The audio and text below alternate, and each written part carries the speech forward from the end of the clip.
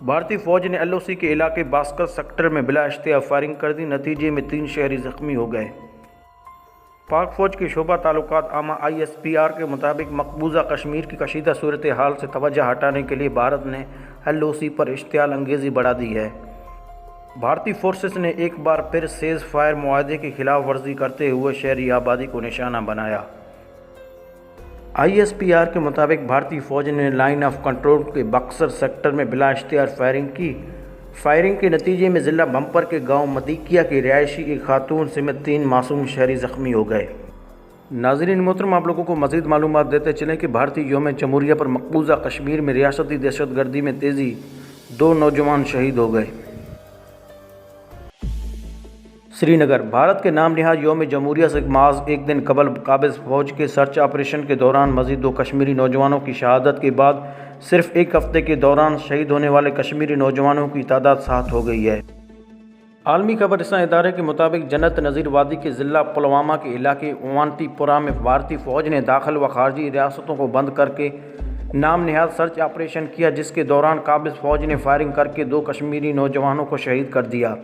حریت قیادت نے کل بھارت کے یوم جمہوریہ کو یوم سیاہ کے طور پر منانے کا اعلان کیا، جس پر قابض بھارتی فوج نے بزدلانہ کارروائی کی ہے۔ بھارت کے یوم جمہوریہ سے ایک دن قبل 2 نہتے کشمیری نوجوانوں کے ماروے عدالت قطر سے نام نہاد سیکولر ریاست کا مقبرہ چہرہ بے نقاب ہو گیا۔ خود کو جمہوریت کا چیمپئن کہلانے والا بھارت حق آزادی دینے سے انکار اور کشمیریوں کی نسل کشی کا ذمہ دار ہے۔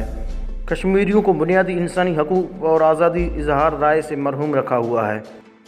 واضح ہے کہ محض ایک ہفتے کے دوران قابض بھارتی فوج کی فائرنگ سے شہید ہونے والے کشمیری نوجوانوں کی تعداد 7 ہو گئی ہے، اور تاحال وادی میں انٹرنیٹ سروس معطل، ذرائع آمد و رفت محدود، جان بچانے والے دواؤں کی قلت اور اجلاس کا فقدان ہے۔ تمام تر پابندیوں اور مظالم کے باوجود کشمیریوں نے بھارت کے یوم جمہوریہ کو یوم سیاہ کے طور پر منانے کا اعلان کیا ہے۔ ناظرین محترم، آپ لوگوں کو مزید معلومات دیتے چلیں کہ امریکہ کی معاون نائب وزیر خارجہ ایلس ویلس نے بھارت پر مقبوضہ کشمیر میں سیاسی قیدیوں کی رہائی کے لیے زور دیا ہے۔ بھارتی میڈیا کے مطابق حال ہی میں بھارت کا دورہ کرنے والے امریکی معاون نائب وزیر خارجہ ایلس ویلس نے واشنگٹن میں نیوز بریفنگ کے دوران کہا ہے کہ بھارتی حکومت مقبوضہ کشمیر میں تمام سیاسی رہنماؤں کو رہا کرے جنہیں بغیر کسی الزام کی حراست میں رکھا ہوا ہے۔ ایلس ویلس نے غیر ملکی سفارت خانوں کے حالیہ دورہ کشمیر کو مفید اقدام قرار دیتے ہوئے کہا ہے کہ مودی حکومت ہمارے سفارتکاروں کو کشمیر تک مسلسل رسائی دے۔ ایلس ویلس نے کشمیر میں انٹرنیٹ سروے کی بحالی سمیت بعض اقدامات پر خوشی کا اظہار کیا۔ ایلس ویلس نے بھارت میں متنازع شہریت قانون کے بارے میں کہا ہے کہ میں نے دورہ بھارت کے دوران شہریت قانون سے پیدا ہونے والے صورتحال کا جائزہ لیا۔ بھارت میں سڑکوں پر سیاسی لوگ اور میڈیا سمیت عدالتوں کی جانب سے بھی اس قانون کا کڑا جمہوری جائزہ لیا جا رہا ہے۔ امریکہ اس قانون کے تحت سب کو مساوی تحفظ دینے کی ضرورت پر زور دیتا ہے۔ واضح ہے کہ مودی حکومت نے گزشتہ سال 5 اگست کو مقبوضہ کشمیر کی خصوصی حیثیت ختم اور آئین کے آرٹیکل 370 کو مخصوص کر جموں و کشمیر کا غیر قانونی الحاق کر لیا تھا۔ حال ہی میں غیر ملکی سفارت خانوں نے مقبوضہ کشمیر کی صورتحال کا جائزہ لینے کے لیے دورہ کیا تھا، جیسے حریت رہنماؤں نے مسترد کر دیا تھا۔ ناظرین محترم، آپ لوگوں کو مزید معلومات دیتے چلیں کہ دنیا بھر میں کشمیری آج بھارت کا یوم جمہوریہ یوم سیاہ کے طور پر منا رہے ہیں۔ یوم سیاہ کے موقع پر مقبوضہ کشمیر میں مکمل ہڑتال کی جا رہی ہے۔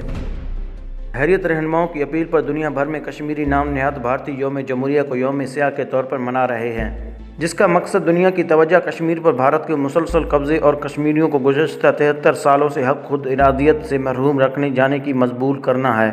یوم سیاہ کے موقع پر دنیا بھر کے دارالحکومتوں میں کشمیریوں کی جانب سے بھارت کے خلاف مظاہرے اور ریلیاں نکالی گئی ہیں۔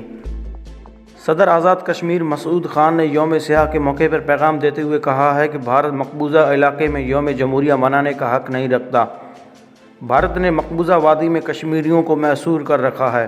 قابض بھارتی فوج کشمیریوں کی نسل کشی کر رہا ہے۔